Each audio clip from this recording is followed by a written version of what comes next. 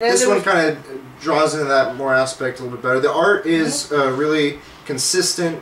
It's drawn by Andy Clark, by the way. I should have mentioned that earlier. Very detailed, very nice layouts, very by the book, but it's well done. It's really well done. It gets the job done more than enough. I have to give this a solid rating. If you're picking up the Batman Robin and you've been iffy about it up to this point, because I know the last couple of arcs were a little iffy, this is a return to form of the series. Solid stuff. Kristen, what do you think? I'm roughly going to give it about a 3 out of 5, 3.5 out of 5 probably, because I wasn't a fan, but I came into this and I enjoyed it for what it was. But it wasn't so great, but it wasn't so less. This is at least a check, in my opinion. I'll get you soon enough on this series. Don't worry. Best wishes. Alright. On to the last run. We got Scott Pilgrim, the very first one. Now, I'll give you folks a little history run right now. I've always been skeptical about these kind of books. I mean, it looks like a manga, to be honest.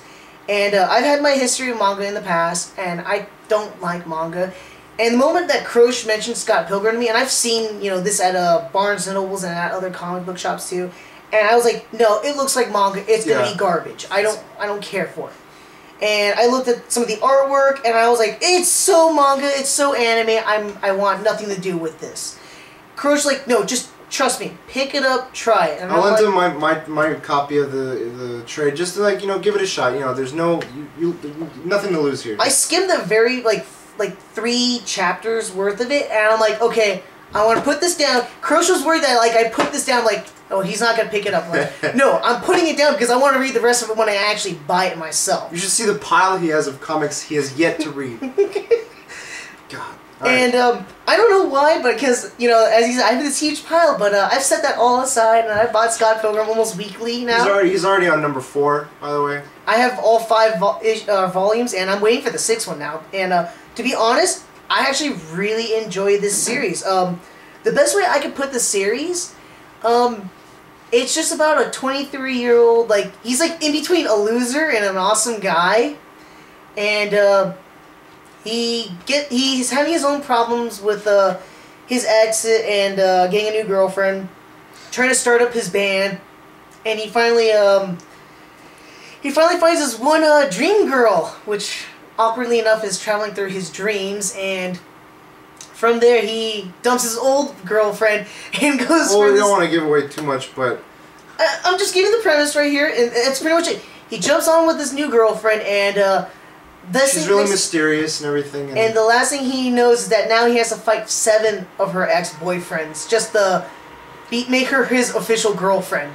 So that was just pretty much the premise of the entire series. Just the premise. But each issue, each volume, it just gets better and better. And I don't know how to explain it. It has this vibe of, not slice of life so much. It had this essence of slice of life. If you kind of like into music and whatnot, it has that vibe, and then it has the touch on video games too. So it's like this huge encumbrance. It's really based in reality at first, and then all of a sudden it takes this step into the metaphysical and the nerdy and the over the top, video games and everything. And it does so very subtly, and it just once you get into it, it just you just embrace it. You don't question it at all. It's just oh.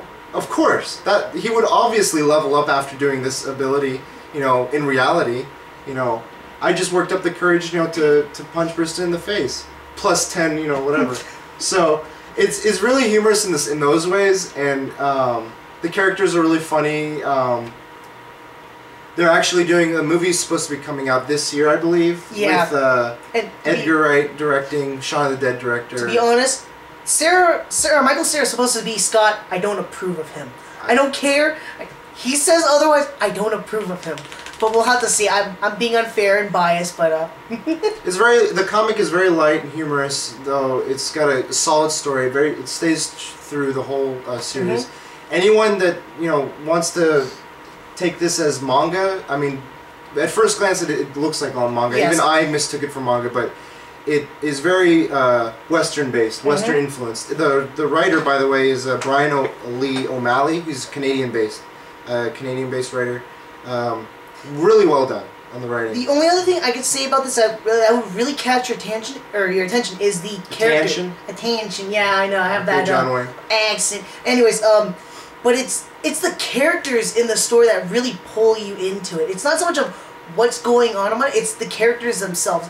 Each and every one of these characters are just individually interesting, and they have their own dynamics. So, if anything, definitely pick up for the first volume. And I want to say this for them all, but I want to review them on my own time too later on. But for the very first volume, I'd say pick this up. This is a definite 5 out of 5 in my opinion, and this is coming from someone who does not like manga-esque stuff. Who went into this kicking and screaming and dragged by his feet. I mean, good stuff. I can imagine him just grabbing me to try to shove this into my mouth, but... Okay. That's all we have for this week. Stay tuned. Give us, what your thoughts are about what we reviewed. Give us feedback. Tell what us you would like. What would you like us to review? If you have any questions for us that we can address in future episodes. What's the email?